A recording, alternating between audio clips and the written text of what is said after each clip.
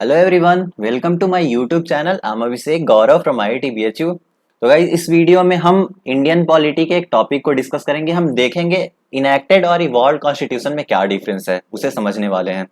तो अगर आप चैनल पे नए हैं तो चैनल को सब्सक्राइब कर ले, और अगर वीडियो अच्छा लगेगा तो वीडियो को लाइक जरूर कीजिएगा। अब स्टार्ट करते हैं।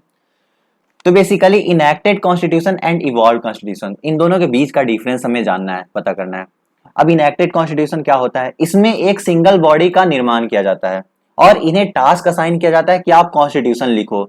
यानी ये जो कोई भी कंट्री होगी जहां पे कॉन्स्टिट्यूशन बन रहा है, वहां पे एक सिंगल बॉडी बनेगी, एक सिंगल बॉडी होगी जिसको ये टास्क दिया जाएगा कि आप कॉन्स्टिट्यूशन का निर्माण करो, कॉन्स्टिट्यूशन लिखो। और ये जो रिटन कॉन्स्टिट्यूशन होगा उसे वन सिंगल गो में, यानी एक बार में ही लागू कर दिया जाएगा, वन सिंगल गो में ही इन्फोर्स कर दिया जाएगा इस कॉन्स्टिट्यूशन को। तो ये हो जाएगा हमारा इनैक्टेड कॉन्स्टिट्यूशन। इसका एग्जांपल इंडियन कॉन्स्टिट्यूशन और कॉन्स्टिट्यूशन ऑफ यूएसए है। तो अगर इंडियन कॉन्स्टिट्यूशन की हम बात करें तो कैबिनेट मिशन आया इंडिया में 1946 में, और इस कैबिनेट मिशन ने एक कॉन्स्टिट्यूएंट असेंबली बनाई जिसमें इंडिया के लोग ही मिलके अपने लिए एक कॉन्स्टिट्यूशन का निर्माण करेंगे, कॉन्स्टिट्यूशन लिखेंगे। तो बेसिकली कैबिनेट मिशन ने कॉन्स्टिट्यूएंट असेंबली का निर्माण किया, और ये जो कॉन्स्टिट्यूएंट असेंबली थी वो अपने लिए, यानी अपने देश के लिए, हमारे देश के लिए कॉन्स्टिट्यूशन का निर्माण करेगी।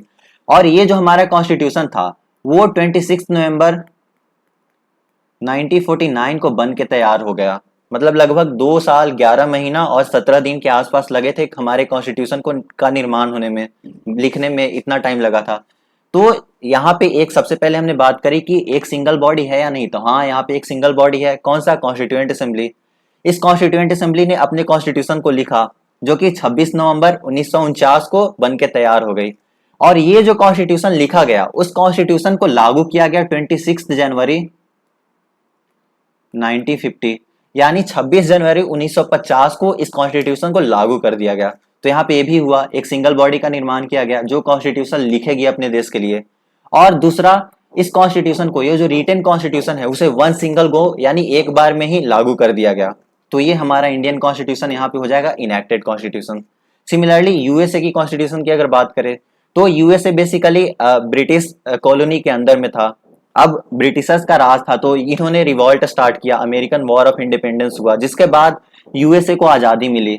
अब यूएसए जब आजादी इनको मिली तो इन्होंने, यानी जो भी 13 स्टेट्स थे, उन्होंने एक साथ मिलके अपने कॉन्स्टिट्यूशन का निर्माण करना चाहा कि जो हमारा यूएसए नया स्टेट होगा, यानी यूनाइटेड स्टेट ऑफ अमेरिका जो होगा, वो किस तरह से गवर्न करेगा, किस प्रिंसिपल पे काम करेगा। इसलिए इन्होंने एक साथ मिलके एक बॉडी का निर्माण किया जो यहाँ का कॉन्स्टिट्यूशन लिखेगी।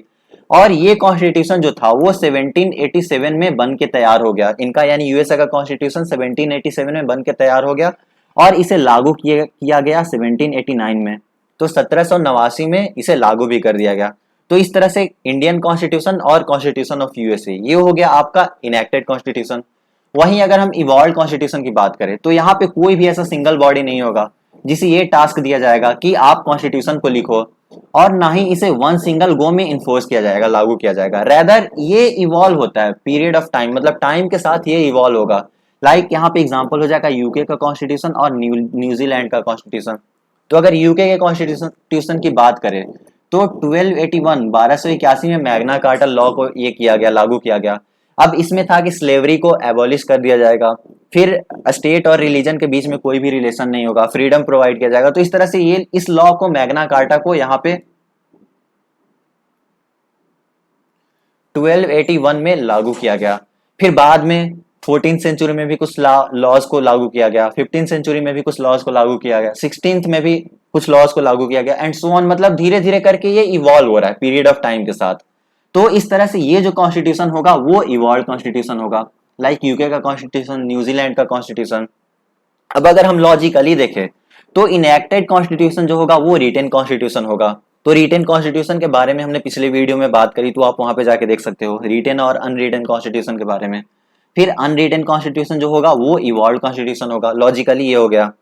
अब इनैक्टेड कॉन्स्टिट्यूशन जो होता है इसमें कॉन्स्टिट्यूशन सुप्रीम होता है। कॉन्स्टिट्यूशन के सुप्रीम होने का क्या मतलब हुआ?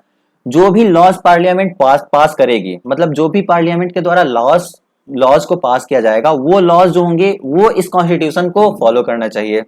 मतलब कोई भी लॉज इंडियन, या फिर जैसे इंडिया में यहाँ पे इनैक्टेड कॉन्स्टिट्यूशन ही है, तो जो भी लॉज पार्लियामेंट के द्वारा पास किया जाएगा वो कॉन्स्टिट्यूशन को वायलेट नहीं करना चाहिए। कॉन्स्टिट्यूशन में जो लॉज या फिर रूल्स वगैरह दिए गए हैं उसके अंडर में होना चाहिए। जबकि वही इवॉल्व कॉन्स्टिट्यूशन की बात करें तो यहाँ पे पार्लियामेंट सुप्रीम होगा। पार्लियामेंट के सुप्रीम होने का क्या मतलब होगा? पार्लियामेंट किसी भी तरह का लॉज पास कर सकती है, चाहे वो उनके कॉन्स्टिट्यूशन को वायलेट करे या ना करे, ये पार्लियामेंट यहाँ पे सुप्रीम होगा। तो ये हो गया इवॉल्व कॉन्स्टिट्यूशन और इनेक्टेड कॉन्स्टिट्यूशन के बीच में डिफरेंस। आई होप आप समझ गए होंगे, आपको कुछ समझ में आया होगा। तो अगर वीडियो अच्छा लगा है तो वीडियो को लाइक कर ले और चैनल को सब्सक्राइब कर ले। Thanks for watching.